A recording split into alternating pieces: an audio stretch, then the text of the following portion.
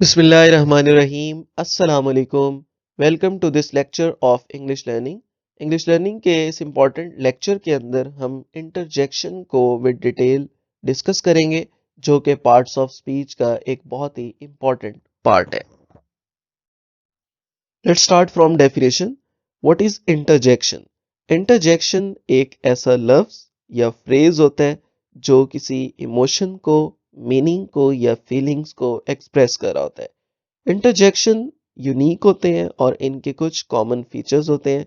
सबसे पहला फीचर ये है कि इनका कोई ग्रामेटिकल फंक्शन नहीं होता, कोई इनका ग्रामर में रोल नहीं होता। सेकंड, इनको हम मॉडिफाई नहीं कर सकते। थर्ड, इनका किसी दूसरे पार्ट के साथ सेंटेंस के कोई रिलेशन नहीं होता। और लास्ट, ये बहुत ज़्यादा कॉन्टेक्स्ट सेंसिटिव होते हैं, यानी ये वर्ड्स बहुत ज़्यादा डिपेंड कर रहे होते हैं कि हम सेंटेंस कौन सा यूज़ कर रहे हैं और किस कॉन्टेक्स्ट में बात कर रहे हैं। Okay, here are some rules to use interjections. First rule is interjection किसी भी sudden mood को और emotions को और feelings को अचानक जाहिर करने के लिए यूज होते हैं।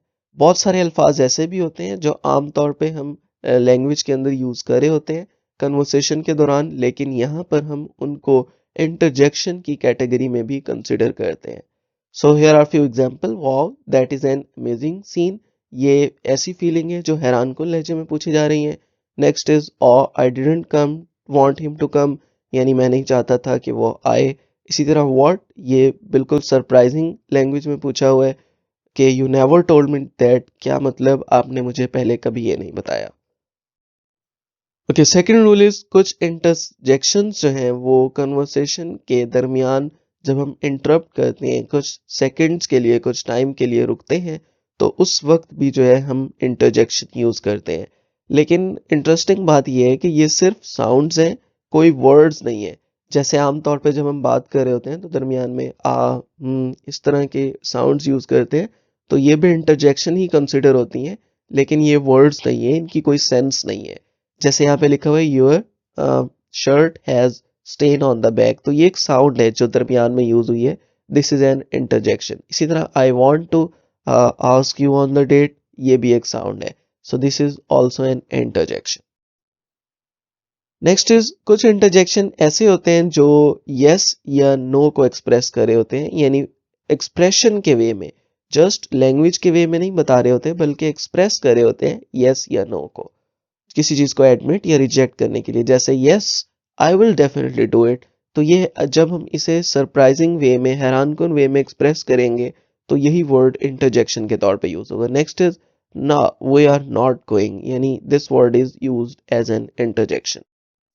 Okay, some interjections are used to get attention, यानी कुछ इंटरजेक्शन सिर्फ तवज्जो हासिल करने के लिए इस्तेमाल होते हैं।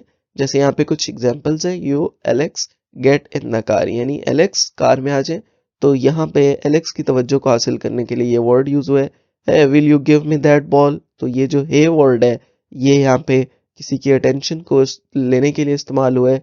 यू हो, इज देयर एनीवन, यहाँ पे भी किसी की तवज्जो को हासिल करने के लिए ये वर्ड इस्तेमाल हुआ है। Okay, here is the practice part. आपने जस्ट कोई सी दो एग्जांपल्स लिखनी है और उसमें इंटरजेक्शन को मेंशन करना है, और जहाँ पे आप रॉन्ग होंगे हम आपको करेक्ट कर देंगे। This is very important part which is required for practice by you.